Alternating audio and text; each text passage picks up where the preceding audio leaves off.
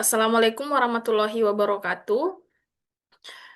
Kami kelompok 4. Di sini kami akan mempresentasikan hasil review artikel riset mengenai eksperimen dalam setting psikologi industri dan organisasi untuk mata kuliah perancangan eksperimen psikologi. Baik, pembahasan dari presentasi ini terdiri dari judul, identifikasi variabel X dan Y, definisi operasional, hipotesis penelitian, metode pengambilan sampel, desain eksperimen, teknik analisis data, hasil dan implikasi, kemudian yang terakhir ada isu etis yang ada dalam riset. Oke, anggota kelompok ini terdiri dari 3 orang. Ada saya sendiri, Umul Hairati, kemudian ada Umul Hairani, dan yang terakhir ada Gracelia Alfatiresiana Turangan. Baik, selanjutnya untuk judul jurnal yang kami review di sini adalah eh, Effects of Research Building Group Intervention on Career Management and Mental Health in Work Organization Randomized Controlled Field Trial. Nah, untuk fokus utamanya dari penelitian ini adalah melihat apakah program pelatihan kelompok yang bertujuan membangun keterampilan manajemen karir dan ketahanan psikologis itu bisa meningkatkan kesiapan karir sekaligus memperbaiki kesehatan mental karyawan. Nah, untuk variabelnya sendiri di sini terdiri dari variabel X dan Y. Untuk variabel X-nya ada Research Building Group Intervention. Kemudian untuk variabel Y-nya ada Career Management Preparedness, Depressive Symptoms, Exhaustions, Work Engagement, Mental Resources, Intention to Retire Early. Untuk definisi operasionalnya sendiri ini terdiri dari beberapa. Yang pertama ada Career Management Preparedness, terdiri dari Career Management Self-Efficacy yang terdiri dari 10 item, kemudian digabung dengan Preparation Against Setback, ada 3 item. Lalu Depressive Symptoms-nya diukur menggunakan Back Depression Inventory, ada 13 item. Kemudian ada Exhaustions, dia diukur dari MBI GS, ada 5 item. Kemudian ada work engagement, dia diukur menggunakan US 9. Mental resources, ada 3 item work ability index. Kemudian yang terakhir intention to retire early itu menggunakan 1 item tunggal berupa pertanyaan langsung.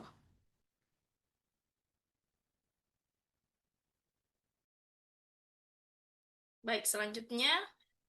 Selanjutnya, hipotesis penelitian ada 4, yaitu yang pertama, intervensi meningkatkan preparedness. Yang kedua, intervensi menurunkan depresi, exhaustion, niat pensiun dini.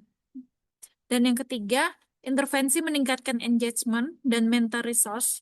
Dan yang keempat, efek jangka panjang di mediasi preparedness.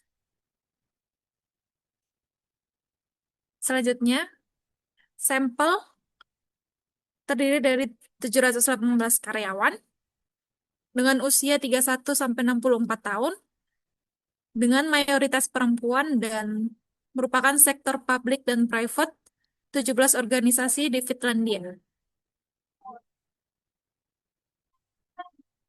Selanjutnya, desain eksperimen. Penelitian ini menggunakan rancangan eksperimen terkontrol secara acak yang merupakan randomized control field trial, yang dimana pesertanya direkrut dari organisasi melalui HR.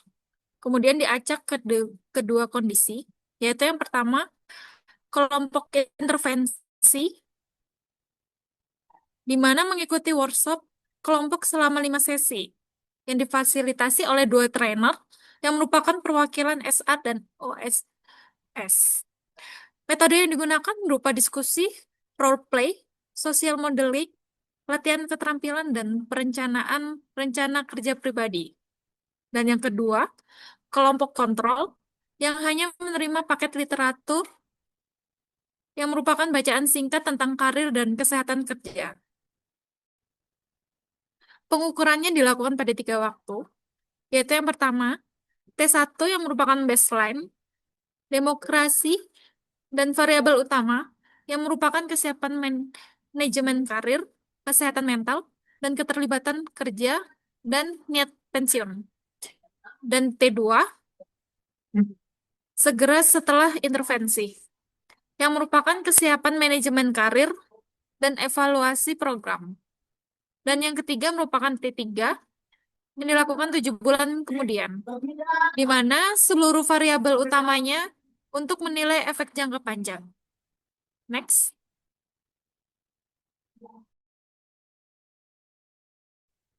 Oke, baik. Selanjutnya itu teknik analisis data. Jadi, analisis data yang digunakan itu mixed effect model untuk mengatasi data berlapis antar organisasi ditambah uji mediasi dan moderator.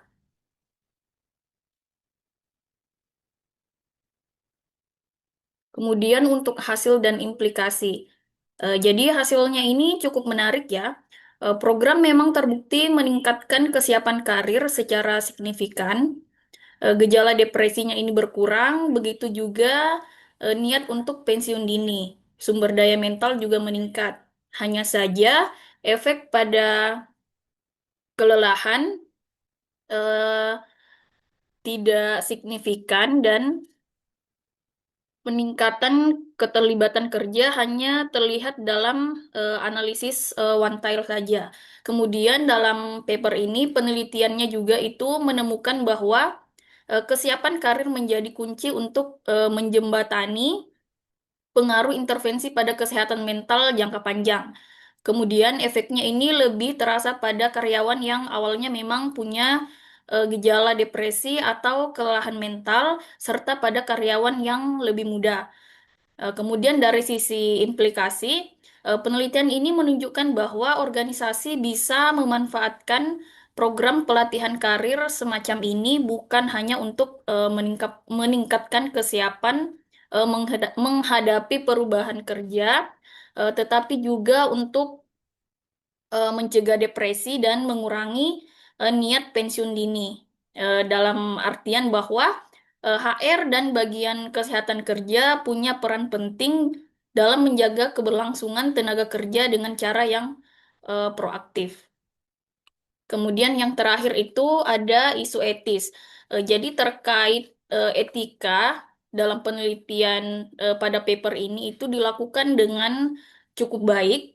Partisipasi sepenuhnya sukarela, kemudian ada informed consent, kemudian randomisasi dilakukan secara transparan, kelompok kontrol tetap diberi materi bacaan sehingga tidak dirugikan dan data karyawan juga dijaga kerahasiaannya.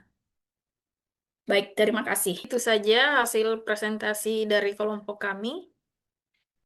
Terima kasih.